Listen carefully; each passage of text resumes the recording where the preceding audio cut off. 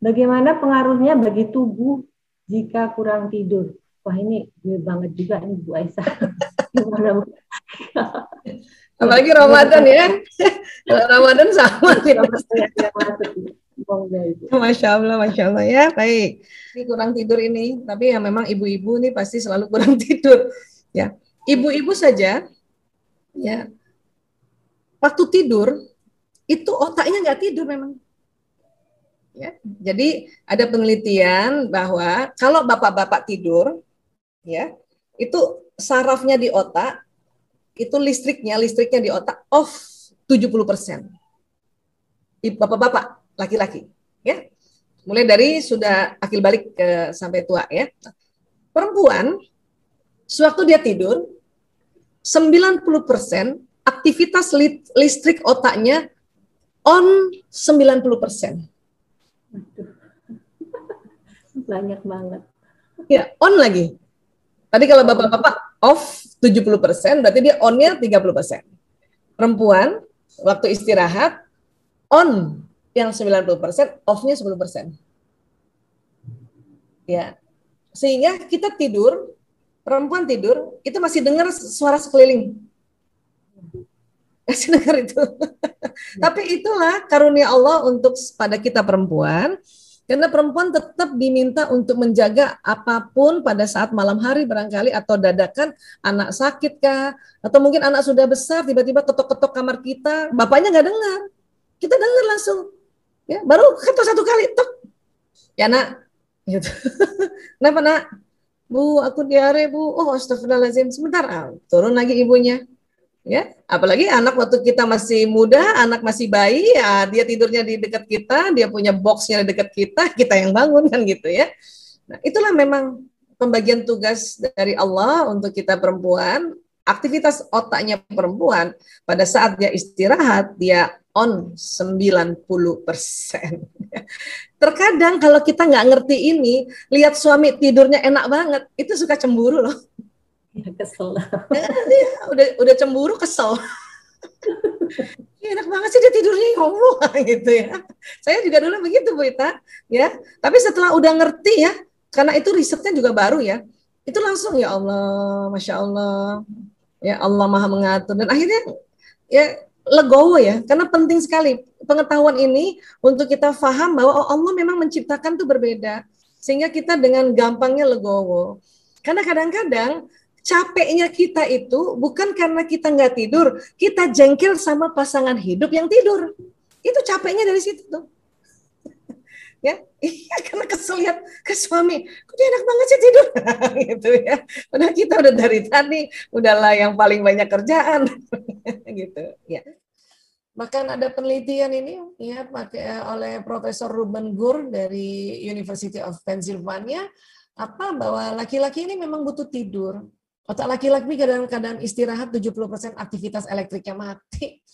Dia butuh tidur memang. Kenapa? Karena itu pusat menjaga keamanan. Jadi dia butuh tidur, butuh makan minum karena dia harus mencari nafkah tadi. Pusat menjaga keamanan ekonomi tadi. Ya. Dan bapak-bapak kalau udah tidur terkadang nggak dengar apa yang terjadi. Karena memang 70% aktivitas elektriknya mati. Bu Aisyah, tapi suami saya dia bangun loh. Dia terbangun lah. Itu syukur banget tuh kalau suami terbangun. Misalnya istrinya sakit, suami terbangun. Ya, anak-anak nangis, suami terbangun. Itu syukur banget kalau ada yang kayak gitu. Karena sesungguhnya nggak dengar dia, nggak dengar. Ya. Kalau perempuan memang otak perempuan dalam keadaan istirahat 90% aktivitas elektriknya hidup. Perempuan tidur aja bisa terus-menerus menerima informasi dari sekitarnya. Karena itu memang juga sunatullah dari Allah supaya ibu-ibu ini kalau anaknya sakit atau suaminya sakit dia langsung terbangun gitu.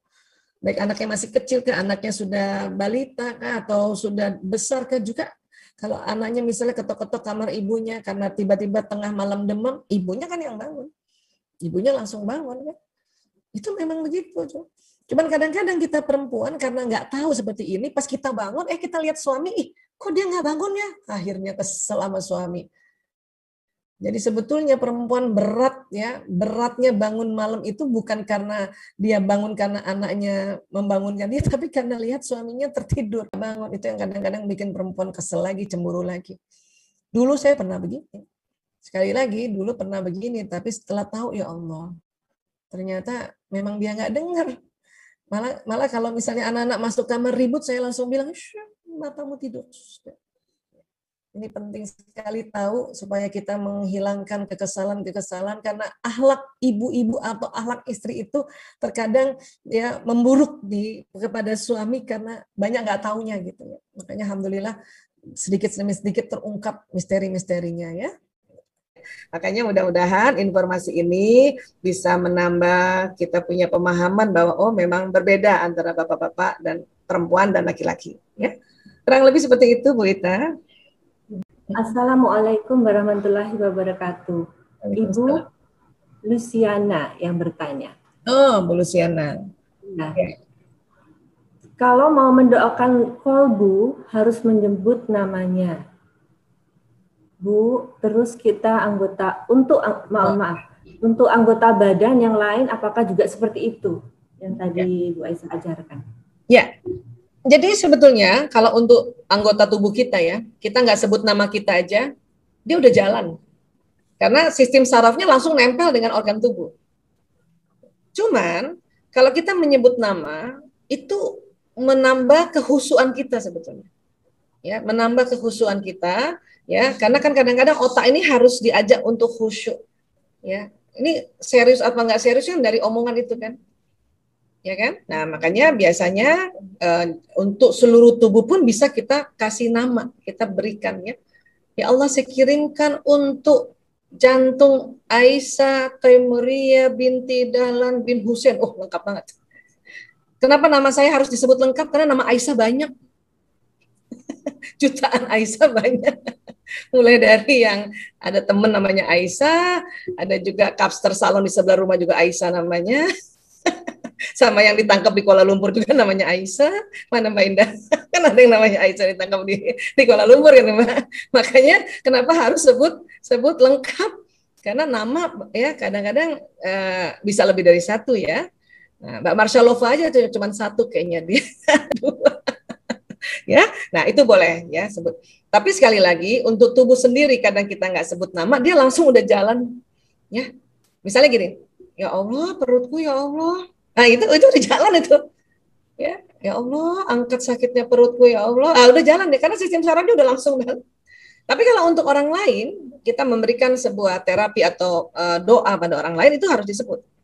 Kenapa? Karena hubungan kita nih kepada orang lain itu dia bentuknya gelombang soalnya.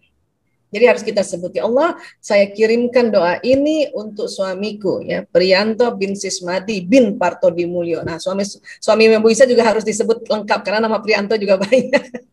Nanti salah orang, dia ke Priyanto tetangga sebelah, kacau nanti.